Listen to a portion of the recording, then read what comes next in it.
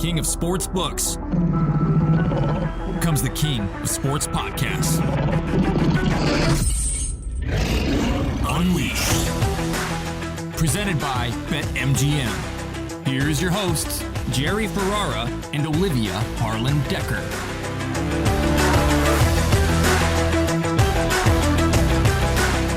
Welcome to Unleashed. Welcome to November. What a great month of football, of NBA, of World Series still to play that we have left. November's such a great month. Week 9 of the NFL season. It's basically the midway point, and things are starting to take shape. Contenders from pretenders. Who's real? Who isn't? Jerry Ferrara, you are real. And what do you think? I am real. The month of October was absolutely bananas. I can only imagine what November has in store for us now that basketball's in the mix. We got a good one today, Olivia. Okay. Our guest today is a personal friend of mine. He's a massive sports fan as well. Him and I go back to fantasy leagues into the early 2000s.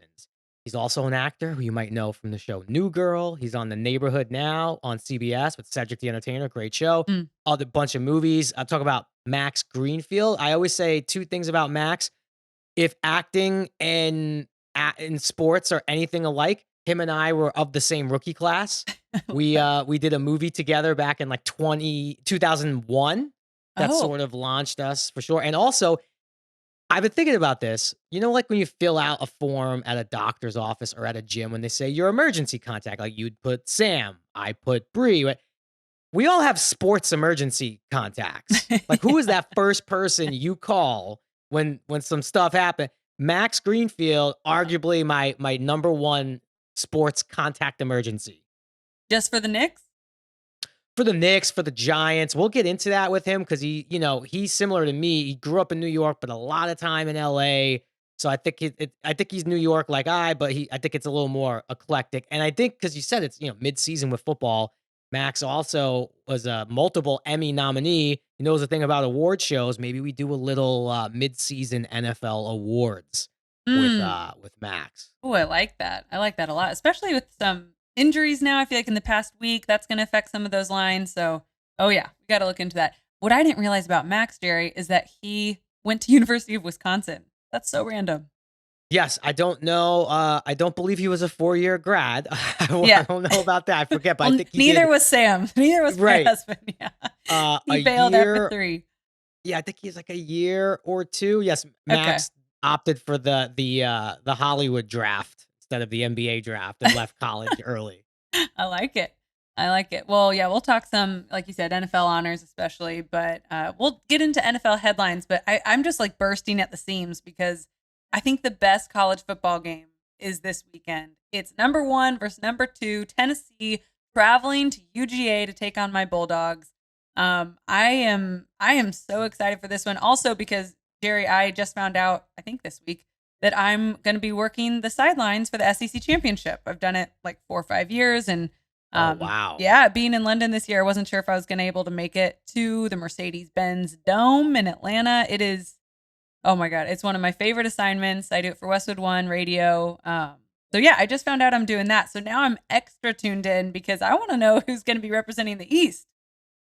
So yeah, a couple of things. I feel like for you, this was you definitely must have done do I fly back home for this? Like, do I try to get back to the States to watch this one in person now, especially since you're going to be doing, some reporting? I know it's hard though. You're all the way over there. Also, I'm going to take a little bit of a cheap shot. This game has to mean a lot to you, being that your NFL season's over. My NFL season is halfway over because that's why I have 2 teams. I got the Chiefs. True. Chiefs are cooking. True. Coming off you a got bye. The Chiefs. Mm-hmm. You're alive, but those I expected a lot more. I expected the Packers to put up a fight at least, and it's just not there. The fight's not there. So, anyway, this is a great game for you. I think you should bite your tongue on that a little bit, and we've probably given too much airtime to the Packers. I thought the Packers gave the Bills everything they had. They didn't have Allen Lazard. Maybe with the spread. They almost covered 10. I feel like it was a valiant effort. Second half Bills weren't a Super Bowl winning looking team like we've been chalking them up to be. And to be fair, I still think they are the best team in the NFL. I think they're better than the Eagles. I sometimes like them better than the Chiefs. But look, I mean, second half was a game. Sure. I think at that point for Buffalo, it's like, all right, There were let's get lapses. out of here Yeah. unscathed. Let's try to stay healthy. I do think they're at right now, the Bills are better than the Eagles, but it's real close. I am Mhm. going to say something crazy right now because also, like, I went back to some of our earlier show notes in prepping for Max, and I have it written in this notebook that you guys can't see at home. My Seahawks plus 1,500 bet. Beautiful. We'll get to that. But also, I did predict the Texans will have one huge upset this year. They always do it. It's when you least expect it. What better option than a plus 500 underdog against the Mm. Eagles at home on a Thursday night with Al Michaels doing the Amazon Prime game, like, get me out of here. What bet? Look, it's not going to happen, but you bet your life. I'm going to be betting some small money on the Houston Texans on the money line and to cover the plus 13 versus the Eagles. You're taking Texans money line? For sure. First of all, how else are you going to watch that game realistically? What's the Like, spread? how else are you going to watch What is it that right game? now? Is it out yet? Yeah, as of right now yeah, I think they're all plus 500 on the money line, which is incredible. Yeah, But what's the Eagles are spread? minus 700. Oh. That's going to be moving around a lot. And yeah, I think right now the Texans are plus 13. So I'm going to have a bunch of Texans bets because how You're else? Are we, crazy. well, I'm not, look, it's not going to be big. Lotto ticket stuff. How else are we going to watch this game, Olivia? How else? I mean, I don't know. Hey, they only lost by 7 to Tennessee, and that's with Derrick Henry doing his thing. So I love that you've had confidence in some of these lowly teams, and you are looking like the smartest guy in the room right now with your Seahawks bet. I've been cheering for the Seahawks for you. I wish I had like Venmo'd you some cash so you could have placed a bet for me because I can't do it here in London. Well, that's why I want to ask Max too, and I'll ask you, or I could ask you guys together though. But like, it's gonna start getting to the point where I could like cash in that ticket if I want for less. That's Right, how right. good the bet is looking. I mean, I'm not a split pot guy. I don't hedge. I should. It's the smarter thing sometimes to do. But and this past weekend it was tough watching Seahawks Giants. It's like my two favorite teams of the year. So it really So was a no random. lose situation for me. I hate that the Giants lost, but Seahawks are rolling. They are. Yeah, this is very exciting. Top of the NFC West. I don't know. It's really interesting with this young Seahawks team. And I heard I think it was Colin Cowherd was talking about it, and it really makes sense with Seattle is that Pete Carroll, all the success he had at the college level at USC, it shows because this is such a young team. They have this amazing rookie class.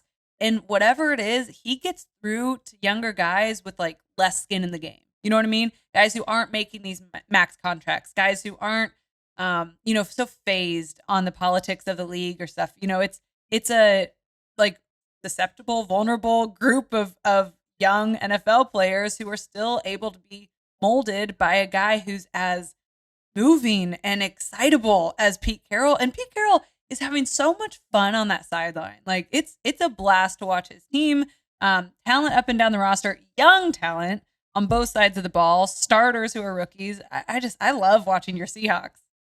And if nothing else, too, Tyler Lockett, who is probably one of the longest tenured vets there, in that post game interview, Russell Wilson just catching heat all over. Everywhere he turns, someone's taking shots, just saying, like, it's amazing what you could do when no one cares who gets the credit. And that's what it seems like with this Seahawks team. And the other scary thing that's back, and it didn't really go anywhere, but it's officially back. You don't want to go into Seattle to play. Yeah. That is by far, I think that is it. We always talk about that home field advantage and the 12th noise and man. all that. It is back with a vengeance. Got a lot of home games left. So Do. fun time. But not this weekend at Cardinals. And I don't know what your thoughts are on this last game for Arizona. I know a lot of talk, and we touched on it last week about Kyler Murray and Cliff Kingsbury, and when he yells to the sideline, what do you say? Shut the F up or whatever he said. And it's like watching if you have that couple who are friends of yours who you're like, man, they're not going to last more than a couple of years. You're like, all they do with those two is fight. Like everyone knows that couple, I feel like that's how I look at Kyler and Cliff. What's your read on what we saw from the Cardinals this past weekend? With D-Hop back, it's a different team, but it's not enough. Well, as someone who actually lost a fair amount of money on the Cardinals last weekend, because I just thought they were in a great spot. I really did. And they had multiple opportunities to win that game. Oh, yeah. Yeah, I totally agree with you, but I will make the tiny argument of like sometimes those couples, even though maybe their time is limited, it does go like 10 years. Like it's that like they make it volcanic relationship. So it was great to see Hopkins back too. Yeah. Like, we all forgot how good Hopkins is because he was out so long. So I think Arizona, I really thought they were going to get that game and they needed it. But I do think if they could get Hopkins going like they have and get a little healthier, they're not in a bad spot again, because that division is one of the many that are just crazy. They're not in a terrible spot. Although, yeah, the Cliff Tyler thing, it's like going to get covered by Us Weekly soon. Yeah. Like their tumultuous relationship. Oh, yeah. So they are at Washington this Sunday. Obviously Minnesota won that game 34-26. Minnesota, they are cooking. It is hard to imagine there's a world in which they don't win the NFC North. The Aaron Rodgers Invitational is now all theirs. What do you make of what they're doing? And especially when they're in kind of that early Sunday time slot like they've got coming up. I mean, I don't see them losing a game on their schedule coming up. They've answered every question, even though sometimes not impressively, about their team. No one I've seen puts them in their top 5 when you see all the other talking head shows and stuff like that. Minnesota does not crack the top 5 in power rankings, so they still have that we're not getting our respect thing, which is gonna work good for them. It works. It's great, Yeah, but they're out to such a lead. If they could nail down like 2 more wins, put the nail in the coffin for the Packers, like I think you really start doing pitch count stuff with like the Dalvin Cooks, and stuff. I know that's not what we all want to hear, and any other sport I get it, but with football, especially someone who's been a little injury prone, you at that point now, how do we get healthy for the playoffs? And then, I mean, I don't know. They could challenge the Eagles if the Eagles lose to the Texans, like I'm predicting. There's a 1 seed at stake that is now more important than ever. Yeah. Yeah, no, you're right. It's interesting. You mentioned Russell Wilson earlier when we were talking about Seattle, and that game, no one freaking watched because it was on ESPN Plus. Took me a minute to find that one. I'm not gonna lie. Took me a minute. That was such a slap in the face. I have a friend who works for the Broncos. We got together when they were in London, and I was like, oh, I love these London games. I obviously went to Packers Giants, but I love when I can just watch a game in the middle of a Sunday over here. And I was like, yeah. And by the way, who's airing that? And she said, oh, it's ESPN Plus. What a slap in the face. I know they were competing against all the pregame shows. And Jerry, you and I, because of your background and then my background in TV, I feel like we love the programming nonsense. Yeah. It's great. It's, I think, a very interesting part of sports. Obviously your Saturday Super Bowl stuff, all of that we've talked about. But this one was kind of a head scratcher for me because it was a standalone game, had no competition, and they bumped it for all of the pregame shows that do so much better than these two drowning, floundering teams could have done. I mean, then why'd we ship these two off to England? You know what I mean? What a horrible game in London to put on a subpar streaming platform. How many more isolated Russell Wilson games are we gonna be have to sit through? Like, I know this is not a primetime game; it's a prime morning game. There's nothing else on, so we're all like, "Yeah, let's put that on with the coffee." Look, it's gonna be real interesting what the Broncos do going forward. I don't know why I'm still why is Jerry Jeudy's name in trade rumors? Why is like I'm just so confusing how you could make this move, spend hundreds of millions of dollars on a quarterback, and then be like, let's blow it up. It would be one of the more bizarre things. I'm sick of the Broncos. I'm actually sick of taking shots at Russell Wilson. I think we've done it enough. And let's just they won. They beat Jacksonville, who can't figure out how to win at all. With a good fourth quarter from Russell. You've got to admit, I don't know if you watched it, but it was. Russ is gonna cook. He's not. He's gonna warm stuff up. That's what he does. He doesn't cook. He warms stuff slightly up. Microwave. Yeah. I will tell you though, when I flew out here, I did not do high knees up and down the aisle. I didn't work out for 4 of the 8-hour flight. I just, I'm not gonna do that. I don't think anyone's gonna do that. That's not. I know we said we're done making fun of him, but come on. He'll give us more. Every week. Could we, Every week. before we get into Unleashed and all that good Mhm. stuff, could we segue quickly for a minute? Because my Unleashed is in the NBA. Okay. So do a little NBA. Like I'm glad the Lakers getting some wins now, all that stuff. I was a little confused by the Darvin Ham like Super Bowl Gatorade bath that he got in the locker room. Like, I'm happy for him. Look, of course, all right, great. Your first career win as a head coach. Like, got it.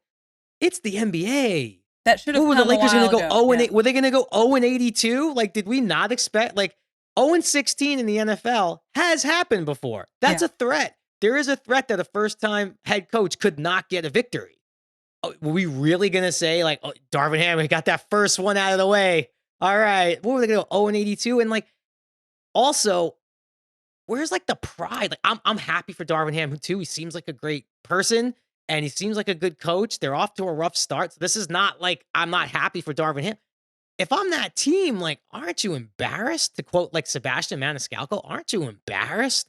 Got your first win. You're celebrating like you did something. We've been, it should have been the opposite. It should have been somber in that locker room.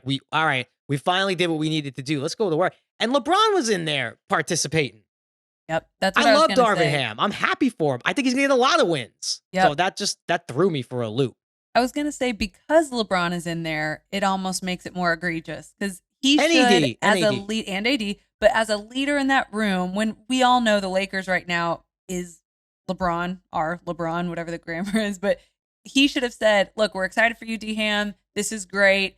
It's unacceptable. It happened this late, and we all have to be better. Like that. I would be apologizing to Ham. Yeah. Oh, sorry it took this long.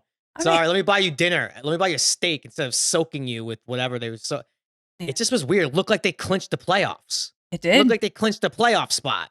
No, you're right. That was awkward to watch. It's sad that it happened like this. Last team to get a win with that roster, and everyone is going to be questioning what the move is. And AD already having back issues, and NBA's worst shooting team ever now, and LeBron's off to his worst shooting start. There's issues up and down, so I don't know what to make of it. But Jerry, that was certainly not the biggest news in the NBA. As we're recording this Tuesday night for me, Tuesday afternoon for you, Steve Nash out in Brooklyn. What are your thoughts? Yeah, something had to happen. Obviously, they're not off to a good start, and then get into the Kyrie stuff and the Durant stuff. Did he want him fired over? Woj reported that it was mutual, which typically when I hear that, I'm like, no, it wasn't. In this case, I totally 100% believe, Steve, come into the office, please. And Steve Nash walking and being like, I'm going to stop you guys for a second. It's cool. I'm fine. Cool. You're right. I'm out. I know Steve Nash is a competitor. He was a great competitor as a player. He's a competitive person. So I'm sure he's not taking this with a grain of salt. But yeah, I'm sure I actually, for the first time ever, believe both sides were mutually agreed upon. I agree. It was mutually agreed that it should no longer happen. And then you hear stuff like, obviously Jacques Vaughn's going to, take over for now, but you hear names like Quinn Snyder, and you hear, Udoka, which it's like, is that even going to happen this quickly? When can it even happen? That's such a long, it's very confusing. I will say, to kind of surmise, I was worried already when they came in. I love Steve Nash. He never coached before, head coach. They kicked Kenny Atkinson out the door, who is now a very valued assistant with Golden State. And that team was overachieving on a level with Karis LeVert and just all, they did not really have that number one. So I just always thought that should have stayed Kenny Atkinson's job. Kenny Atkinson is a great coach. Yeah. So I'll be interested to see what happens. I'm happy that the Knicks are not the main circus in New York right now. Yeah, I guess that's your take. A couple things.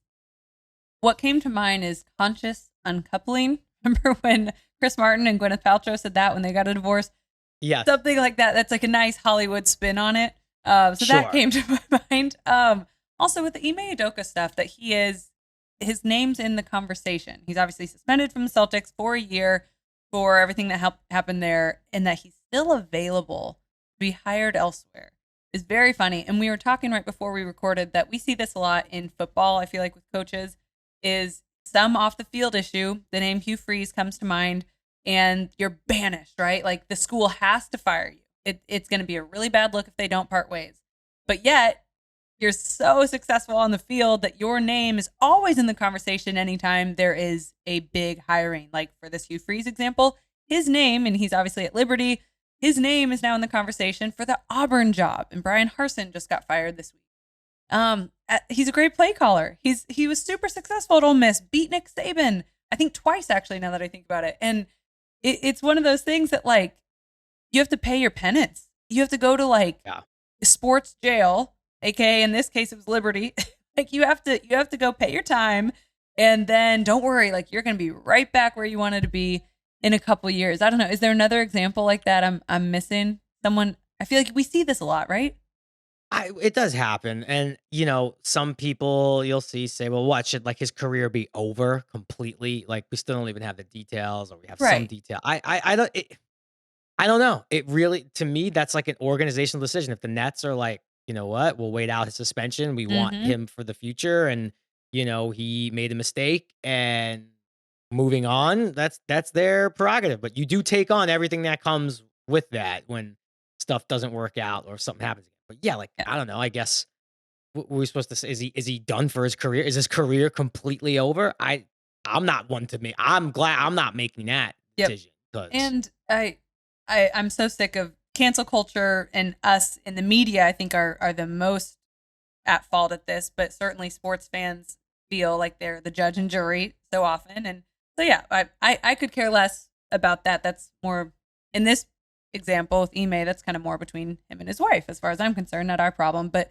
I think it's certainly an interesting look if that turnaround was so quick. If the Nets are like, hey, Ime, what's going on? How you doing? Come on down to Brooklyn. Like, that's certainly quick. From a betting perspective, though, Jerry, this has been pretty interesting because the Nets odds to win the NBA championship, they opened at plus 700. And 2 weeks into the season, plus Steve Nash firing, plus 1,400. Think about that. They're 2-5. Just 7 games into the season, they fire Steve Nash. And I don't know, pretty interesting. And under Steve Nash, they were 94-67. That was the record. Got swept out of the first round of the playoffs last season, obviously by the Celtics. So that kind of comes full circle. But any other first-time coach, that's an amazing start, even though you got swept, right? But not in that situation and not with those players. I'm gonna say if it's Quinn Snyder for some reason, I feel like their odds will get better right away. Because Quinn Snyder's I think he's a great coach. I think he maximized a lot of what Utah had. And I'm not saying with Udoka, you could argue the same thing. I just don't know when he would start. Like that would be the biggest thing. So if it's Quinn Snyder and like a right away, he takes over in like 2 weeks from now, those odds I bet you tick up and get a little bit better. And then obviously a part of this conversation is the Kyrie stuff. And there's a lot there. But I keep thinking with KD, does he just wake up every morning wondering why he traded out Steph Curry for Kyrie Irving? Like, does he not wake up every morning regretting that decision? I don't think we'll ever know what KD's thinking. Horrible. It's such a waste of talent. KD should be on a contending team every season, not dealing with all this nonsense. Right. And it's not on him, it's really not on him. Like you could, that's why even when we said when he demanded a trade and all that stuff, he really has no leverage because KD is not going to skip games and skip trade. Like that's the big conundrum with him. Cause it's like, even if he wants out to force your way out, the things you have to do, I don't know if he's willing to do. Cause that dude loves basketball. I buy that 100%. And I buy 100% when he was with the Warriors, especially that first year. That's like the happiest I think I think he hit basketball utopia. Yeah. Wow. And then year 2, year 3, other stuff starts happening and all that. But yeah, that dude loves the ball. So I don't know. I ultimately think the Nash thing too was a distraction in itself. Is he going to get fired? Is he not? So I do think the Nets will start to hit a stride in like 2 weeks. Yeah. Hey, speaking of which, you were courtside at the Cavs game. Get to see your boy Donovan Mitchell up close and personal. Tell me about that. It's time to unleash. Okay, Olivia. So This was a rough one for me. I went in person to the Cavs-Knicks game this past Sunday. They were in Cleveland, and I got some really good tickets. I had never sat in a seat. Now, I've sat in some really good seats. This is not a humble brag. I've been fortunate enough to sit courtside, all that great stuff.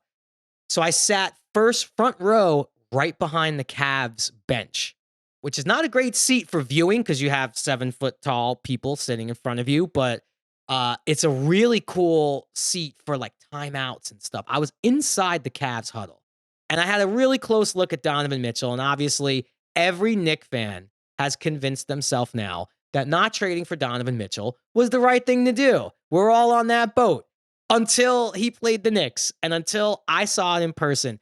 It was like watching, like a relationship in high school, like a girl who sort of left you, although Donovan Mitchell didn't leave the Knicks, for someone else, and you're watching it like, yeah, that makes sense. That's a better relationship for her. And she's flourishing. He's flourishing. He was flourishing on the court. He was completely dominant, and it was a close game throughout, and you just knew that Donovan Mitchell was going to close out the game. And now realizing that you just need that star player in the NBA, as much as I try to fight against it, and Donovan Mitchell was that player in the huddles, in the timeouts. He was coaching guys up. He was coaching up Okoro. He was coaching up Mobley. He was like the greatest alpha team leader guy. And it just all made sense. And I just had the pit in my stomach of what did the Knicks do by not making it mandatory to trade for Donovan Mitchell? So I'm saying all the justification that Knicks fans did about, oh, we're in great shape. We should have did the trade after watching that in person. That hurt my feelings as a Knicks fan. And he is at an MVP level through, 7 games. But it is so good for the Cavs. What a great fit. I'm glad that you're there for this too. And I love your kind of Midwest fandom coming out of nowhere. Because I know you were trying to spite your in-laws a little bit by going against Michigan. And now you're settling in on the Cavs. I think you're settling in nicely. Yeah, and look, the one thing you could say is the Knicks would have had to actually trade players that they would have needed to also be good with Mitchell, whereas the Cavs, I don't think they were going to hang on to Markkanen and Sexton anyway. Yeah. So they were able to bring in Mitchell with still a great core. So it's just a better fit. It for him, basketball-wise, such a better situation. I'm happy for him on that level. Yep. Yeah. It's probably cool to see in person too. And we had banter because it was on our show the week it was happening. And I know you wanted him. I know you did, but it sounds like you're a good sport about it. Yeah. He's like I said, it's like, you and this person broke up and now they're dating someone else. And you're like, yeah, that's a good couple there. They're a good couple. What are you going to do? That's a good couple. They're a good couple. They should be together. That's how I feel now about Don. Okay, let's stay in the Midwest, and I already brought up Michigan, so I've got to touch on this fight that happened in the tunnel after one of the best rivalries in college football, Michigan State, Michigan.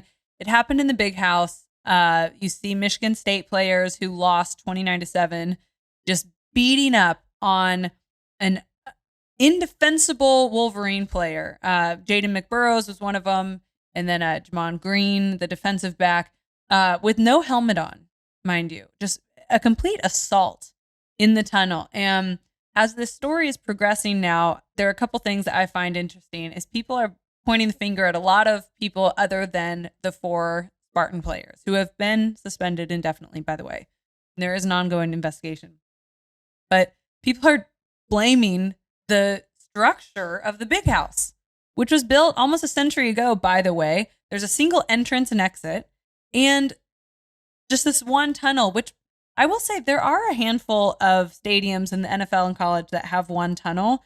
And as a sideline reporter, I'll tell you, it is a nightmare because when you're trying to get a coach coming off the field at halftime and 2 teams are trying to get into their locker room as fast as possible, it's a mess. But some of these are grandfathered in. The Big House, come on, they're not going to change it probably anytime soon. Should they? Sure, but it's just what it is. You can't blame the architect for this fight. And I really don't like people saying, well, it's a football game. Come on, blah, blah. No, this was off the field of play. When we look at similar incidents of violence that seems to supersede the game, like the Mason Rudolph, Myles Garrett situation comes to mind, a lot of times they get written off when the law tries to get involved. It's on the field of play, right? Well, this is not. This was after the game in the tunnel, a player with no helmet on who got a concussion from this altercation. And if you've seen the video, it is hard to watch. It's gross. This is not boys will be boys.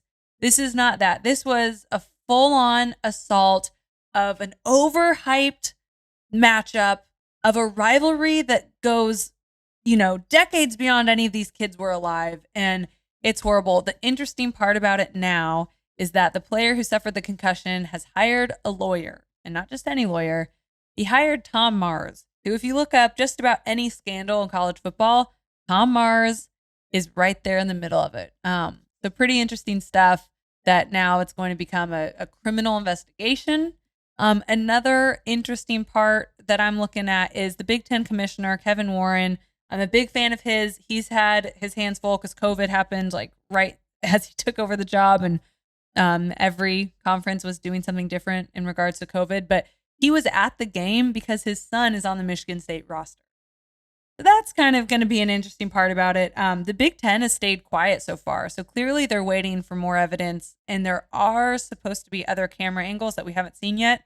Jim Harbaugh saying that. And he's saying that the evidence is so much worse when you see the camera angle that he has seen. So look, it's a mess. And I hate when this stuff overshadows the purity and the pageantry of college football. Right? It sullies all of it for everyone. And already college sports are taking a different turn with now NIL and transfer portal, and that it's not what it used to be for a lot of good reasons. There are a lot of good things coming out of it. Now I'm going on a tangent, but that is my Unleashed because I was really pissed when I saw that this went down. No, it is hard to watch. Made me kind of grateful that that's not something that we've seen a lot before, because that's I know, I guess we've got like conditioned to like accept violence on the field, right? Because it's in the spirit of the game. Sure. But just shows you too, and what a difference it is from like football violence versus just violence, And in a weird way, you know what I thought about? This is kind of off topic, but everyone was kind of up in arms about the DJ Moore penalty after the Hail Mary because he took his helmet off, right? Yeah. And why is that a 15-yard penalty? And it cost them the kick where you could like pile drive a quarterback and that's only 15. Like those two things are equivalent. Yeah. To me, like even and like it's so clear. It's such a stiff penalty because keep your helmet on. And I think it's because of like stuff like that. Because if a fight breaks out, that's why, like, and there are some players who will throw punches to people with a helmet on. Or hit you with their helmet. I mean, right. Your helmet should be on your head. Weapon. Yeah. Right. It's either a weapon. It could be a weapon or also like, I think it's a deterrent for people to throw punches maybe when someone's wearing a helmet. Like, I'm not going to punch you in the face because I'm probably going to break my hand because you have a helmet on.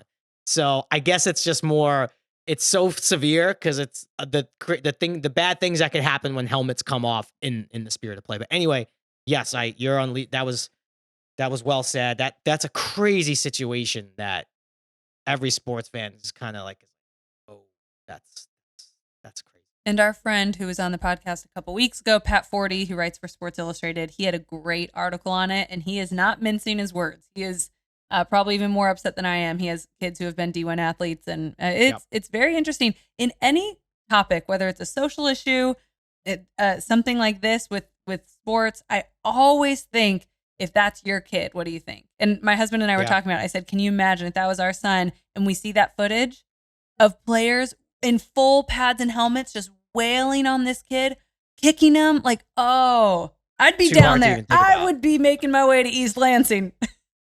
It just puts a pit. It does. It's a rough one. And I don't know how it's going to shake out, but not a good situation for anyone involved. No, it's not. All right. On a brighter note, let's go ahead and get to our guest. Max Greenfield is next.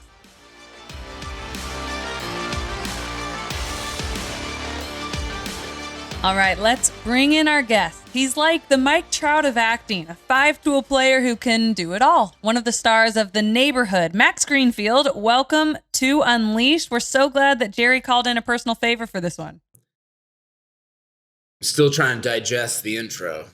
I think What part do you have a problem with? Well, I think Mike Trout's considered to be, in some circles, the best player in Major League Baseball.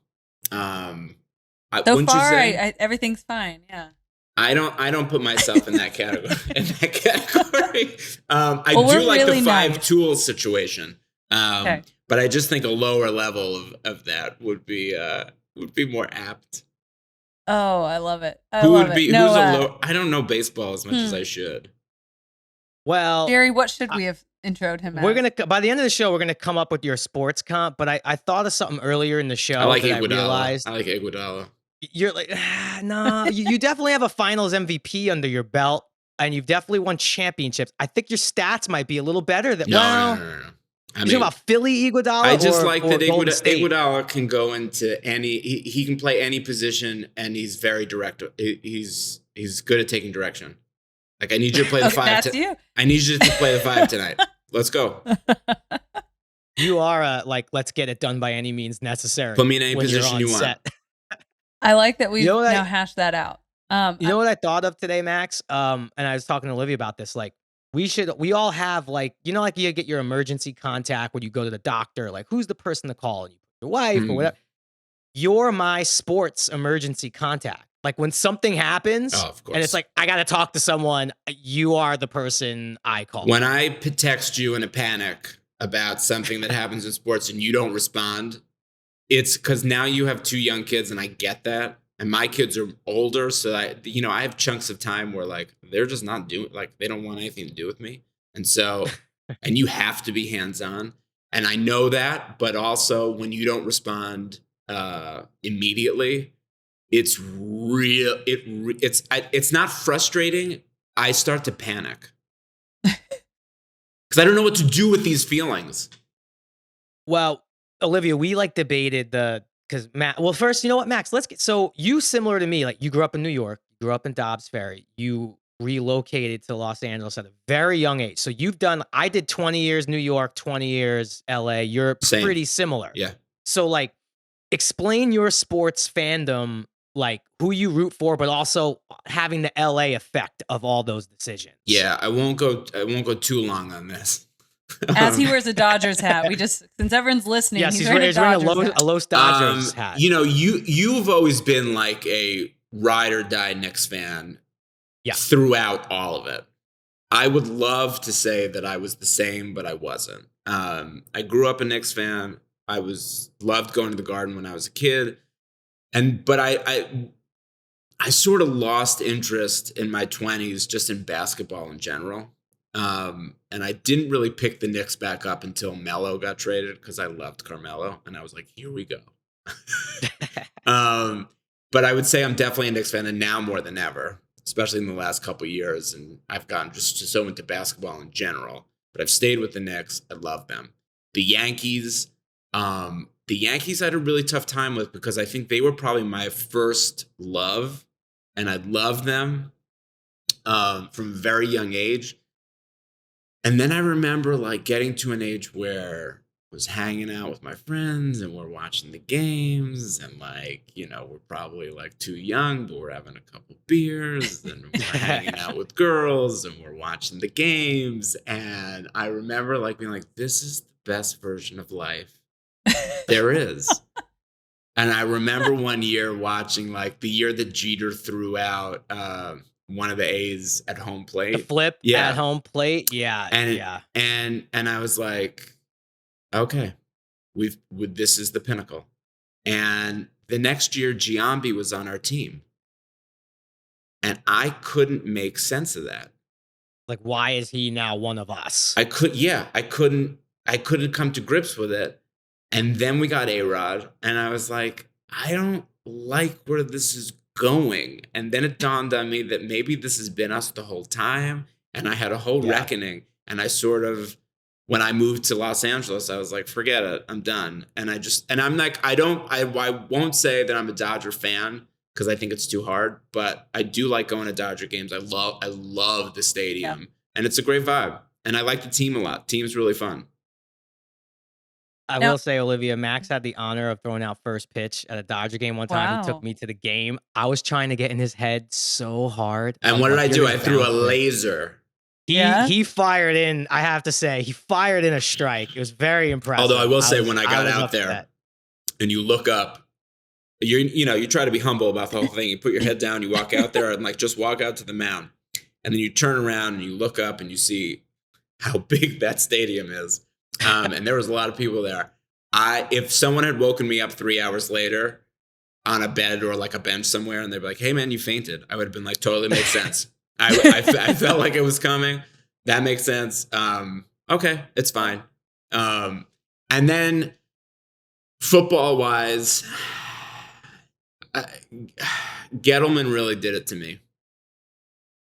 He really hurt me, and I'm not ready to come back yet. And if there was ever a time to come back, it's now. But it really just, the Odell trade killed me. He's my favorite. I love him. And there was no reason for us to get rid of him. There really just was none. And I didn't like how they phrased it. And like, they were like, we don't like, this is a culture issue. It was too much for me. I can't. I was like, I'm out. I can't do this. But they're starting to win me back. But again, I think NFL I enjoy. It's just on a storyline basis right now. I've had a conscience uncoupling with the Giants. It's more, I'm more conscious of it than they are, but I'm done for now. Well, then, did you become a Rams fan, especially when they got OBJ last year? No. Well, because you have one principle. of the worst sports moments for me was watching that, because I was like, the only vested interest I have in the Super Bowl is I think Odell's in a really good position, and I want him to have a game. It was like the worst sports moment for me. I was like, the only vested interest I had in the game was Odell having a big game, and I thought he's in good position. And then I started to watch the game. He had the first two catches. He had the first two catches, then he had the touchdown, and I was like, let's go. And I was fired up. I was standing in front of the TV. No, I was like, I don't go to games. It's too much. I get too much anxiety. I like to pace in front of the TV. And so I'm watching the game. Like, here we go. And I was fired up. And then he went down, and you could tell that it was bad. And I turned the game off. I was like, I don't want to watch this anymore. I don't care. I got so sad. It's so funny to me. You seem very emotionally invested in whether you're throwing that first pitch, watching a game, whatever. Your job is most people's like worst fear, like being on camera, memorizing lines. It's funny that sports sometimes can kind of boil your blood a little bit. I am so. If you put on a random night of NBA Pass for me, it amps up my anxiety in a way that I can't walk away from. Why? Worse than any set that I've ever been on. I don't know, man. I get competitive with teams. I want teams to win. I want other players to play well. I just feel very invested.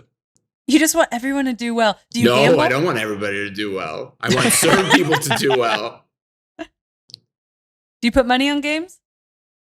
No, not really. Every once in a while I'll do it. I'll call Jerry like once every year, and I'll go, I've got a feeling. Max, I was going to tell you that you probably shouldn't, because I think you're already... It's already a little too much for you. It does nothing for me. Don't put money on games. No, the money thing does nothing for me emotionally. If I lose, it makes complete sense to me, because I'm like, of course you lost. You're a loser. And when I win, I'm like this. You should have bet $1 million. So I'm like, this is stupid. Why do this? Well, I've got to We're going to get into some of your calls, because we're going to do some MidSeason Awards. Let's go. And Olivia, I cannot wait to tell you who he called me up. I still think it might come through. I've given him time to simmer down on this bet, because I actually I love it. What are the odds, baby? I'm trying to help him out. We're gonna get that. Sorry to interrupt you, Olivia. Continue with the question, but I can't wait to hear your take on this bet that he likes.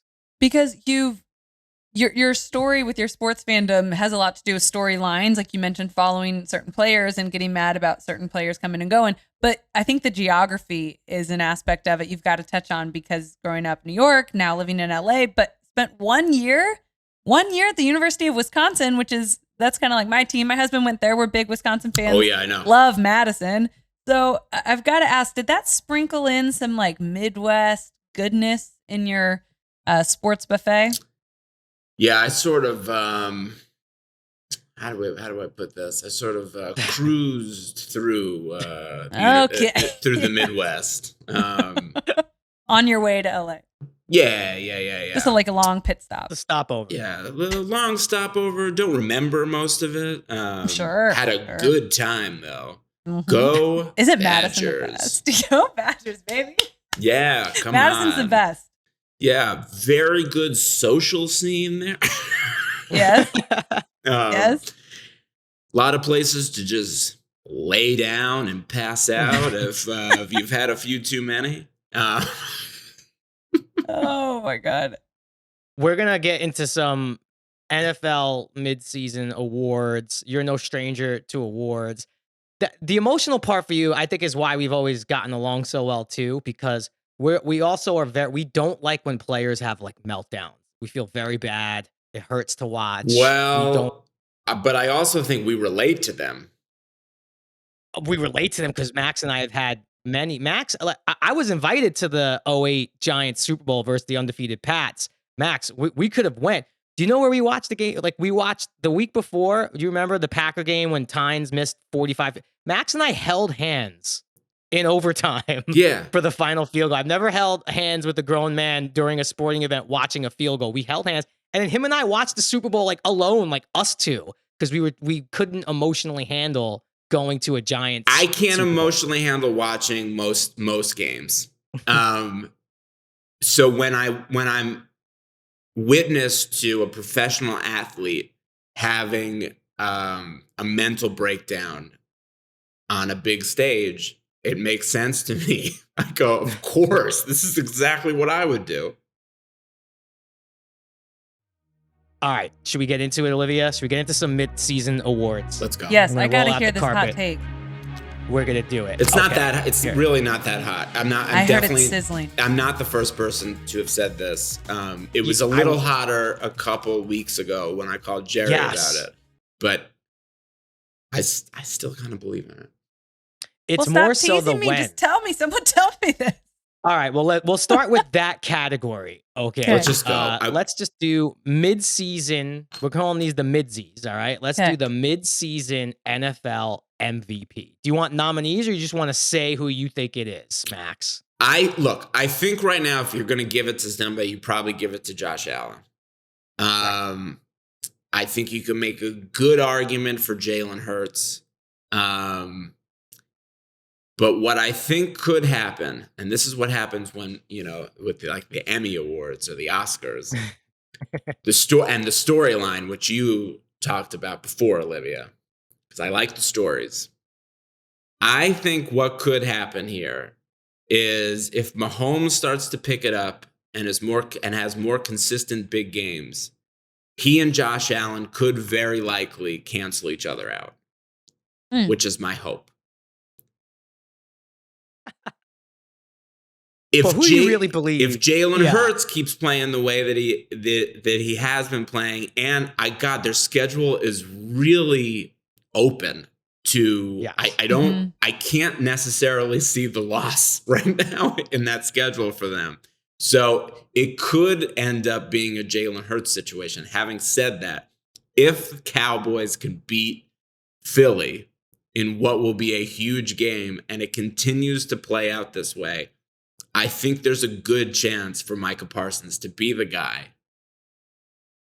Things are changing in the world, and it's time for a defensive player to win it. And if every interview you see with this guy, he says the things that every NFL player, an old school NFL player and coach or historian wants to hear a guy say. He is so team first. He is so dedicated. And he's also clearly the best defensive player on the team. And I think it was really evident when Dak was not the quarterback and he was carrying that team. When you thought they were when Dak went down, you go, oh, the Cowboys are going to lose every game this year. And you're like, I guess they're not because of their middle linebacker. who also is their defensive end, who also plays like nose tackle. You're like, this guy's crazy. And he carried them through those games. And then all of a sudden you see him like pick up a fumble against Chicago and run it back into the end zone. And you're like, he's having these moments. And if he continues to have those moments and he has a couple more big games, and if he can beat Philly in that rematch later in the season, and again, Josh Allen and Mahomes just have this duel with one another. Because, by the way, let me tell you something. Josh Allen, a lot of turnovers. They're not totally costly for the team, and I respect them because that guy plays.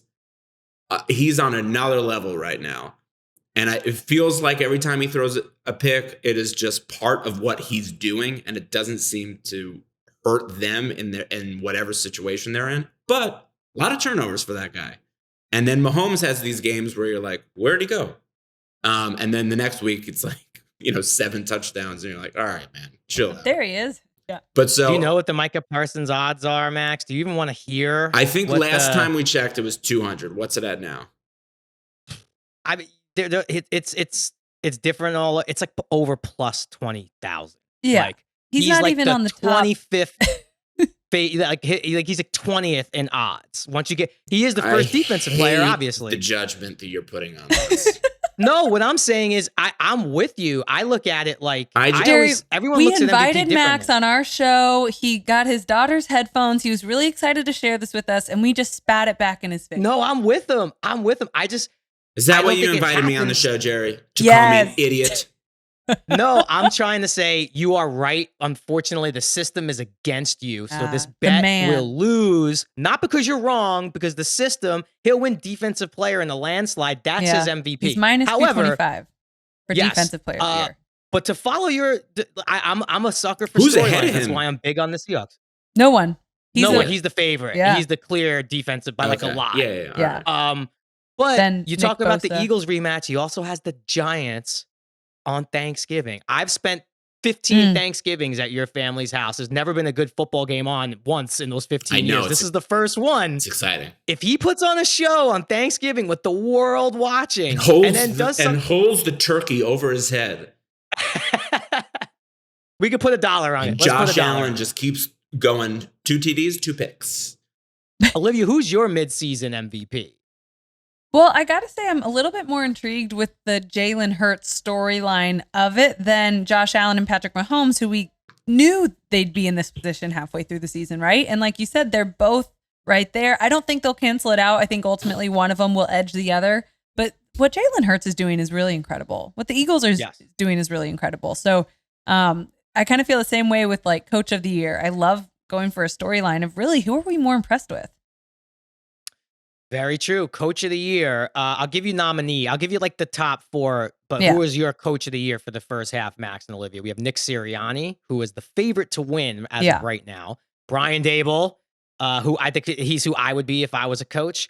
Kevin O'Connell, Minnesota Vikings get no love whatsoever. That's very generous to yourself. Wow. Meaning like I'd be wearing the Jordans like him. I'd be wearing the Jordan 3s. Brian Dable wears Jordan 3s. Okay. So that's what I would do. And the old guy in the group, Pete Carroll, the old guy in the group. Unless you have someone else, Max, I'll start with you. Who's your first half Coach of the Year in the NFL? It's hard not to say Philly. Right. Sirianni, yeah. Because he came in hot last year. And he was doing, from all the reports, he was doing like, the cool stuff in the locker room. We're making signs and like getting these guys hyped up in like a high school football kind of way. And you go, well, this goes one of 2 ways. Either they're like, this guy's a nerd, or he's really trying to galvanize this group. And they clearly bet on Jalen Hurts when people were sort of like, I don't know. And the team looks awesome. And they're all playing incredibly hard. And didn't they just get Robert Quinn? Or they're just loaded.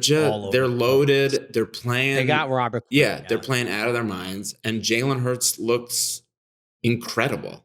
So it feels like it's all a product of that guy. And so I think it's tough not to give it to him, although the Pete Carroll story is incredible. Pete Carroll story is great. I'm going to give you an alt. So for me, obvious homer pick. It's Brian Dable. Now, I think Philly, yes, Sirianni's amazing. If they go undefeated, it's like a no-brainer. But you could almost say GM of the year, Philly, for sure. That team, top to bottom, is so complete.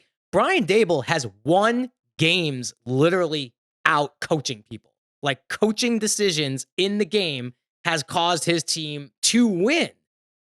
Of games they shouldn't be winning. That's why I vote for Dable now. I don't know about the long term, but through the first half, for me, it's Jordan cement threes wearing Brian Dable. Threes. I've got to go with Dayball too for the value as well. I mean, he's plus 300, Sirianni's minus 105. And also, when we were talking about storylines of who predicted this, no one predicted a 6-1 record, and the streak of fourth quarter comebacks. That's good coaching. So I'm liking Dayball. This one's going to be fun. Can I just make a suggestion? Yeah, please. Throw some units on Micah, and then throw some units on Sirianni just to like hedge it out. Okay. This one's going to be fun, okay? Because I had to do some research back to the beginning of the odds. This is what are the biggest bust bets? Like, if you made this preseason bet on this team, what do you think is the biggest bust? We have the Raiders to win the AFC West, which started at plus 650. Now it's plus 4,400 to win the AFC. A lot of people took the Raiders to win the AFC West. Green Bay Packers, sorry, Olivia, to win the NFC North. They were minus 155, now plus 850. Yeah. Broncos to win the AFC West, started at plus 60, now plus 3,400. Tom Brady, Tampa Bay Bucks to win the NFC South, minus 275, now minus 135. And last, Max's almost LA Rams to win the NFC West, plus 125 to plus 440. Who's the biggest bust if you made that preseason bet? You're just like instantly rip that ticket up. I don't know. Some of those you could, like Denver, that division is so hard that you were like, it's hard to tell what's going to happen there. And it's crazy what's happened with that entire division. But so I think it was hard to judge what that was going to be. And the Raiders, I guess, fall into that category as well. They got shut out, which I still can't believe I lost money. Derek Carr didn't even cross midfield. Like, that's going to be the last memory we have. Yeah, they look weird. It's really confusing as to what's going on over there.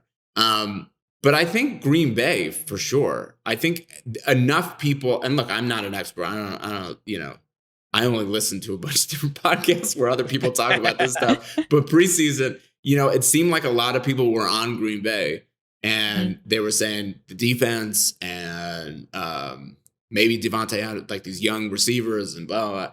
And so I think they've been surprising because I don't know where they go from here. Like, I don't see the upside. I don't see like, I don't know. You look at the beginning of the NBA season and, Philly didn't win their first couple games and everybody's like, ooh, you're like, no, they'll figure it out. That team's good. They're just having a slow start. With Green Bay, I don't know. I don't know. I don't see the turnaround happening. And I saw recently, like whatever their rest of their schedule is brutal. Yeah, they got to go into Buffalo, and the Vikings are running away with it. Olivia knows this well. Olivia, how do you feel? Is that your bet? Is that your vote? The biggest bust? Well, I'm trying to do the math on all of these, and I'm realizing I'm really bad at math. I'm like, what's the biggest differential? The Raiders had the biggest differential in odds. Thank you. But the Packers were favored to begin the season to win the division, and now are, pretty heavy underdogs. And it's tough to say Broncos after they just won on this side of the pond. I guess I got to think, and again, we're sticking with storylines because we're all three suckers for that. I guess I'm thinking more Tom Brady because not only is his team losing, his marriage has lost and crumbled, and there's been that's just been a bust in every sense. Yeah. So, and they were the favorite to win the NFC South at minus 275, and now the freaking Atlanta Falcons are ahead of them. Like, that is a bust, my friend. I'm with you. For me, it's hard. I say the Raiders because I'm so sour. I lost money on them getting shut out. I had them in the teaser +9 and they got shut out.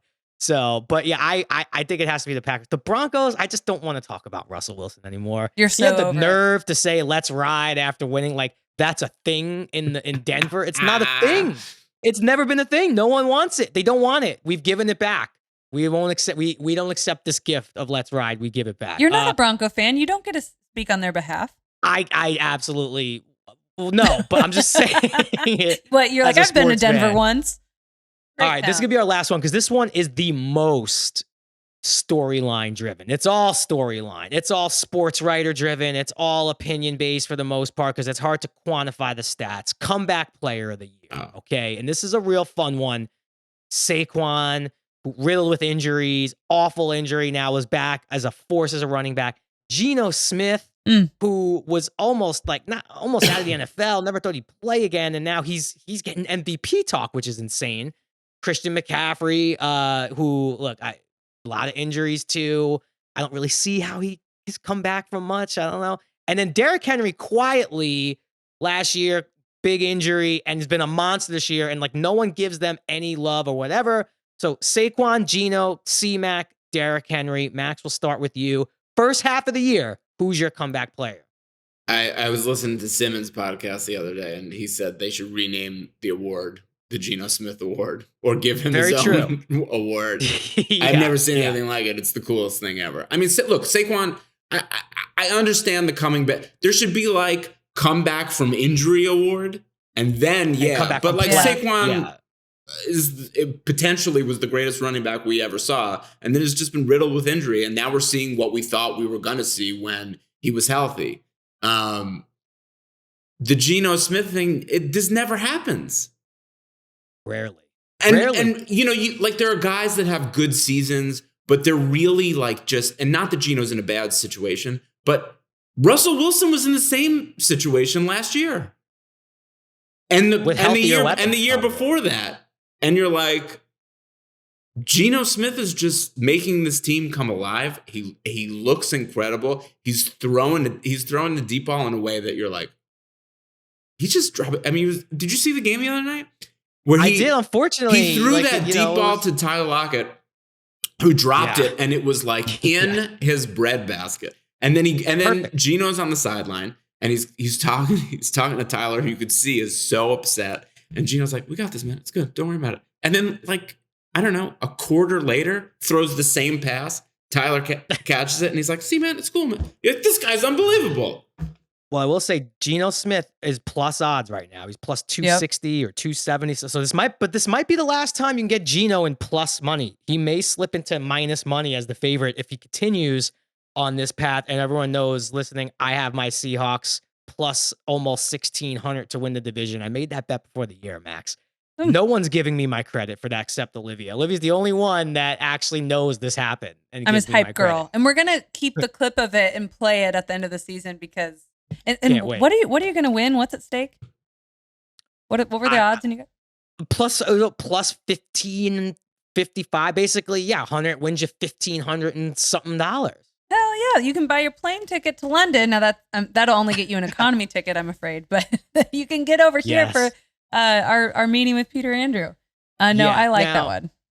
Max, I want to wrap up with something because two things really. One, I've played in some of celebrity basketball games, and you've run triathlons and stuff. You're a super fit dude. You early on CrossFit. I always try to tell people I would name you if I didn't know you so well. Who's what actor you don't know is a sneaky good athlete, right? You would if I didn't know you well and I only participated in a softball game, about Greenfield's a good athlete. For me, it was Joel McHale. I played in a basketball game, and the dude's enormous. He's 6'4", got huge arms. He could jump. Then you see he played football for the University of Washington on the scout team. Think he got a champion, crazy. So in all your athletic moments and working out and stuff like that, is there anyone you've come across that you're like, whoa, this sneaky good athlete? Well, Jerry and I did a show a long time ago where it was a fantasy football show, and we would run around and we would interview NFL players as a part of the show. And we'd do these goofy things with them. And sometimes I'd make the players run the 40-yard dash with me. Okay. I ran it with Eric Berry. And, I don't think I'm slow, but I know that I'm not on the level of these guys. it was so shocking to see how much faster Eric Berry was than I was, where I was like, this almost doesn't feel real. So Very humbling. Having talked to all those guys, I think there's a real you have to differentiate athletic and athlete. Like, I think I'm athletic, but am I an athlete? It's not even close. And so I think there are probably a large handful of actors who are athletic, as am I. But are there a few that are like real athletes? I think, you're one of your co-stars, Omari. Oh, Omari Hart. Omari played for the Chargers. He played for... Yeah, and I think he played for Georgia, he for played, your Bulldog. He played safety Olivia. at Georgia, and then I think he walked on where he played for the Chargers for like maybe an off season, and then he was like, I'm out of here, and then started acting. But like Omari's a real athlete. Yeah. Joel's a big dude, and if you play for the University of Washington, you're an athlete. I'm trying to think who else, but I think there's like a lot of guys that are athletic. There are very, very few real athletes. I always like these guys like in interviews, like, well, I was a real ball player, and you're like, were you? I'm sure Mike Trout is listening to the podcast going, oh yeah.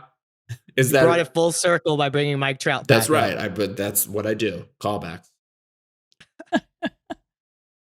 Oh my God. I feel like I got to just witness just the best bromance listening to you guys go back and forth. And I love the story about you holding hands during a football game. That one's really going to stick with me. We held hands while Lawrence Tynes, who was 0 for 3 in game-winning attempts, had his fourth. This was the game that Tom Coughlin's cheeks froze shut and they were bright red. All right, last thing, and then we'll let you go.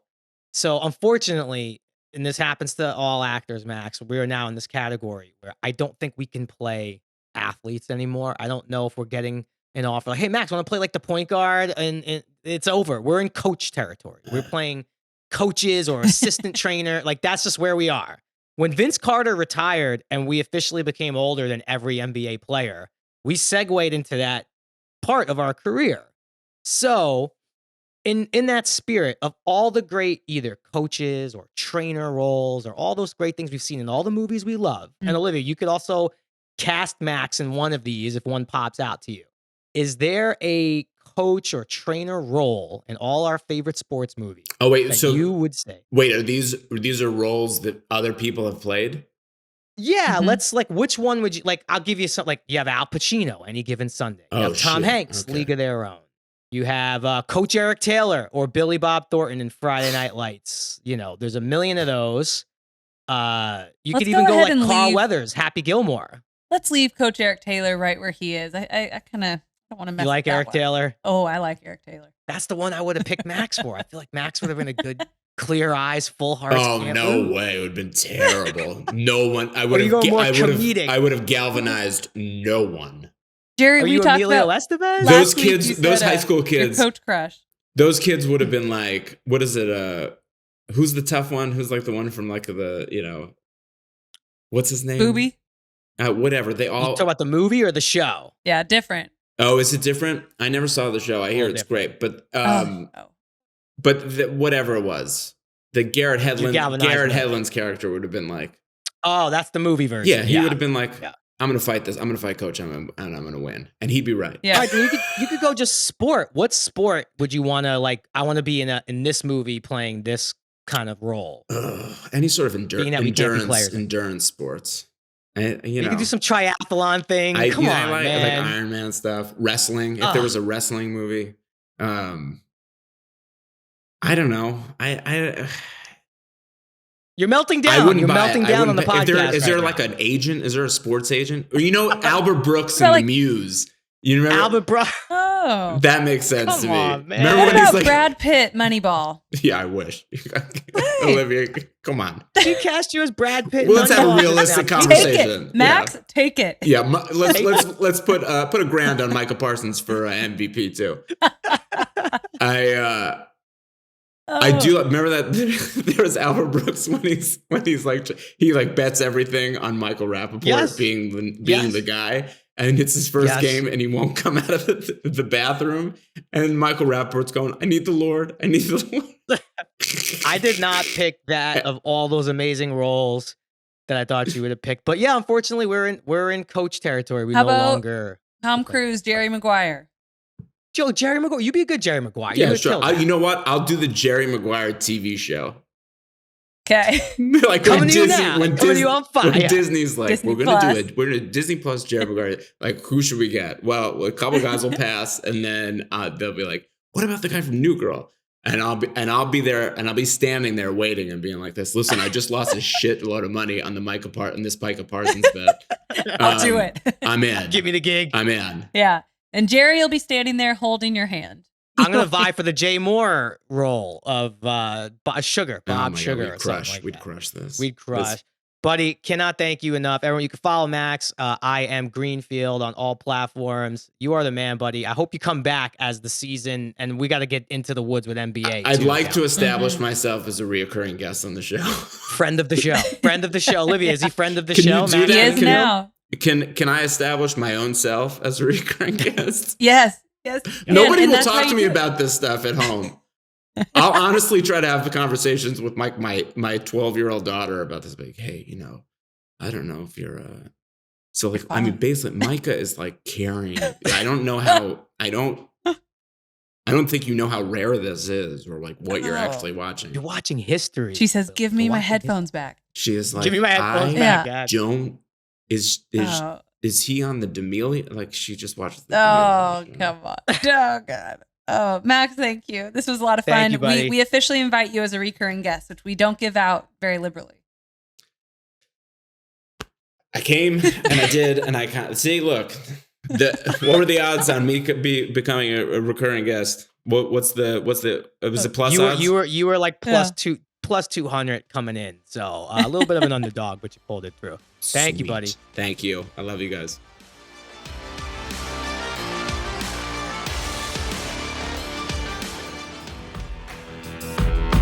The Lions Lock. All right, it's time for one of my favorite parts of the show because we get to talk about wagering. We got to bring in our guy, Peter Andreu, MGM betting analyst, also teaser winner with a nice backdoor touchdown from the Jets. Ooh. Peter Andreu gets on the board going into week 9. How you doing, Pete? Feel better now. I couldn't stand giving the customers another losing week. So we're up a couple units. We're moving in the right direction, like you said. So yeah, looking forward to this week. Teaser Central. Yeah, so I'm gonna let you choose where you want to kind of start here because the Thursday night game coming up, this is a doozy. It's a real barn burner. So I know you have our great 1-game parlays. I don't know if you want to start there, if you want to get to your Sunday, because making this Thursday's game watchable is really what the parlay is here. Yeah. So first off, the irony that the fact it's Philly versus Houston when obviously we're in the midst of the World Series is crazy. But that's God speaking to us. We'll start there. I really like this one. I know you and I lots of times agree on these are hopefully good same game parlays, 1-game parlays. I really like this one. I've gone, so this is plus 2,500, 1 unit. So we're looking at $260 payout. That's going to get everybody back to even for the last couple weeks. So both teams traditionally are having trouble defending the run. So I've kind of gone in that direction. Start with the Houston Texans. Dameon Pierce looks like he's probably going to be the focal point of their offense. They're fielding calls today. Today's the deadline. We're recording on Tuesday. Brandon Cooks might be out. So I love Dameon Pierce. Score a touchdown. And then I've gone a little under their average of what they're scoring per game in terms of rushing yards. So 69.5 rushing yards for him. On the opposite side of the ball, looking at Miles Sanders, anytime touchdown, and then looking at him over 74.5. So again, a little bit of buffer between that average amount of yardage they're seeing from a rushing perspective each game. I love both of those players to dominate the offense on Thursday. I think you're going to see a little bit less A.J. Brown, not necessarily 3 touchdowns again. With all that said, I know we disagree on this last part, but Eagles minus 13.5. I've seen no flaws in their game. They look excellent. I'm just riding that wave. But you think a little bit differently possibly on that last leg. I just, I said it when Olivia and I did like our preseason look-ins, the Texans always have one shocking win per year.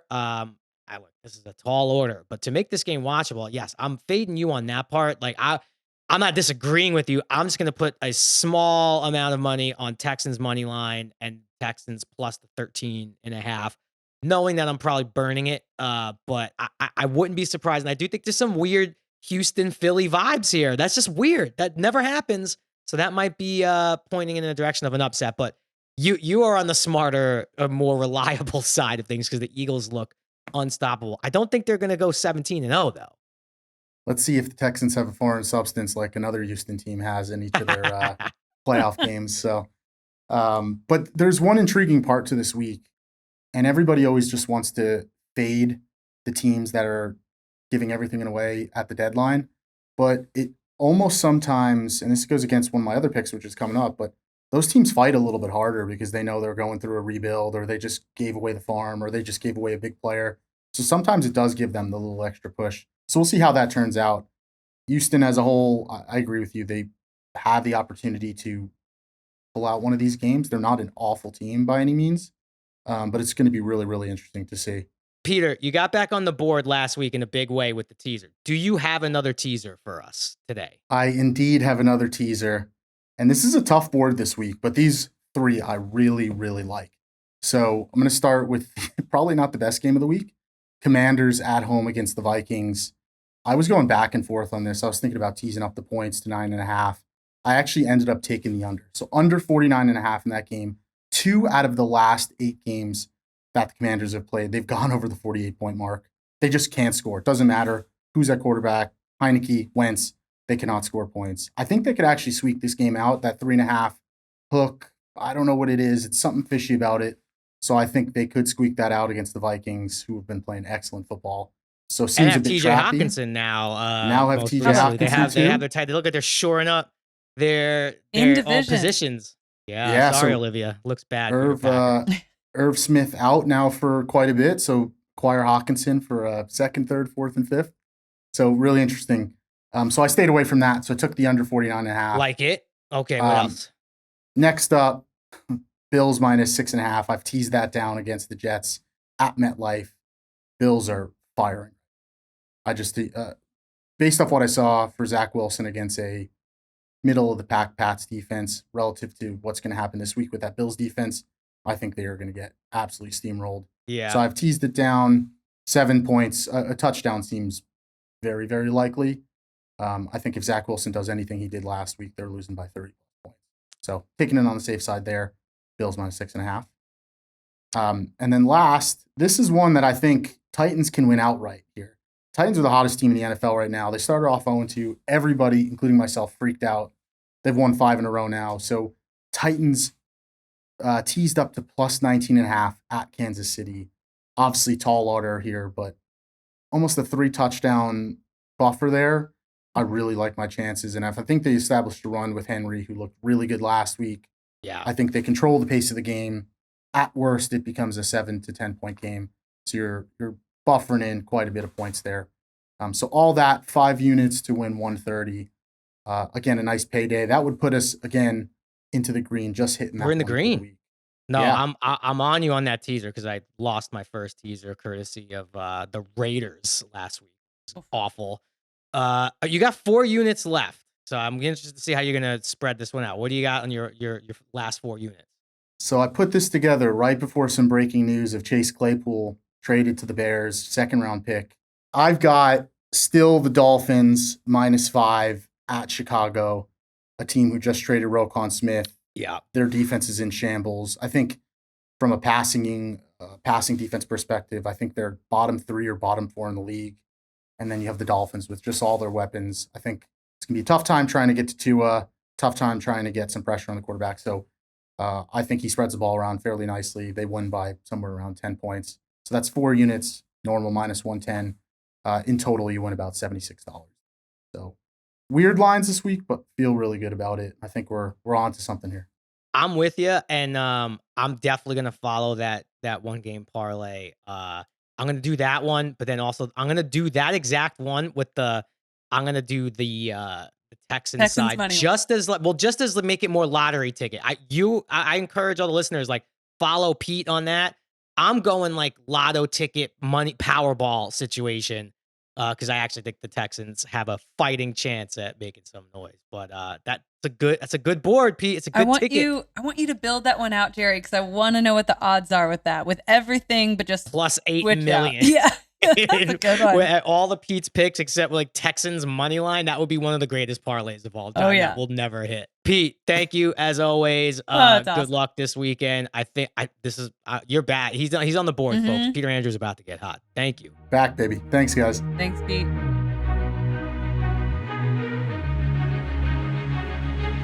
All right, Olivia, that's another one in the books. The football season's flying by, heading into week 9. Hoops is here. We're going to hit those Thanksgiving games real soon, but good show today. That was a good one. I know. I love signing off on October like that, like a very clean exit. I mean, Halloween was so fun. By the way, don't you love that the Halloween Monday night game was like orange and black all over? Like did the NFL do that on purpose? That was too good. Once again, just like my Unleashed, it happened in Cleveland. I'm just Cleveland's just in my face all the time. How was your Halloween though? But before we go, this was like your first with your son, right? First one as a parent, yes. And I really wanted to nail the like family costume, and hard. We all did like a London-based thing. So my husband was Big Ben, and I just made him a name tag that said Ben. He's 6'9", so that kind of took care of the other part. I was Ginger Spice because I can't resist a wig moment. And then, our little baby Wolfie, he was a lion because Sam's team is the London Lions. But your family like went all out on the family costume. Jeez, how was your Halloween? I started out by saying like I'm not going to do a costume. Then we agreed on one. We did do a great family costume. We were the Griswolds from Christmas Vacation. So good. Her dad was Uncle Eddie in a robe. He has an RV and he pulled the RV. It was great. The standout of the weekend though really was like the Monday night trick or treating, right? Because now we have almost 4-year-old who's super into it, and we didn't get home till like 9 o'clock. By the time he got to sleep, it was like 10:30. And the thing with his school, because he's still so young, you could bring your kid in late if like you're running behind because it's impossible for parents to get out the door sometimes. So I went in his room. He has to be in school by 8:45. I went in his room at like 8:15 because and my wife was in there. He was still asleep. She's like, just let him sleep. We'll bring him in. So he wakes up at like 9:30, has a little bit of toast. We rush him into school. And I'm like, oh, great. We're the parents who are bringing their kid in like an hour and a half late. The day this after is nuts. Halloween. And you have to bring him in through the front door at that point and be buzzed in. So we're buzzed in and we get into like the lobby area of the school, like 9 other kids who were also an hour and a half late. And I had the instant flashback of like being in Vegas as like a 21-year-old catching that like Southwest flight home on a Sunday morning at 9 and looking around, and all the other 21-year-olds are like hungover and broke and just looking terrible. Like all the kids looked completely wrecked. Yeah. At 9:30 in the morning post Halloween. So that was the standout. And I bet the parents looked wrecked. Parents are right. No, the kids looked rough. Yeah. Kids looked rough. They looked like they were coming off all that sugar. They looked rough. But I'm glad Halloween's over. Goodbye, October. Yep. Now we get to look forward to Thanksgiving. We actually have like a great Thanksgiving Day slate of games. And my birthday is the day after Thanksgiving. Oh yeah, so it'll be a good one. That. Oh, we got to do something fun for your birthday. But that was a great episode. Thank you, everyone, for tuning in. Make sure to check out any of our full interviews. They're on YouTube. So that's really cool that they're all up there. You can see KG, Andre Reed. We've got everything right there. And follow BetMGM on all social media. Have a good week. Take care.